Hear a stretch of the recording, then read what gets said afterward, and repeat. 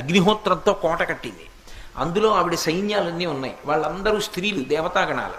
అందరూ ఆవిడ పనుపున యుద్ధం చేస్తున్నారు.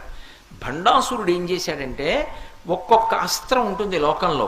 ఆ అస్త్రం ప్రయోగించినప్పుడు ఒక్కొక్క ఫలితం ఉంటుంది. ఇప్పుడు చూడండి, ఏదో atom bomb, hydrogen bomb, nuclear bomb అని రకరకాల ఆయుధాలు వచ్చాయి. అలా ఆ రోజుల్లో అస్త్రాలు ఉండేవి. ఆ శబ్దశక్తి మంత్రము చేత పనిచేస్తాయి. ఏదో జృంభణాస్త్రము అన్నారనుకోండి, అది అభిమంత్రించి విడిచిపెడితే అందరికీ ఆవలింతొచ్చి మత్తొచ్చి పడుకుంటారు.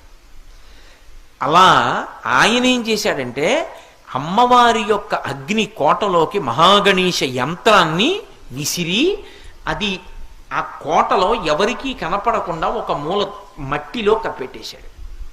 ఇప్పుడు అది పైకి కనపడదు, యంత్రం లోపల పెట్టేస్తారు. యంత్రాన్ని ఇప్పుడు పైన పెట్టరు, యంత్రం భూమి లోపల పెడతారు. కానీ దాని శక్తి పైకి వస్తూ ఉంటుంది. వచ్చి ఆ కార్యక్రమాన్ని అంతటిని నడిపి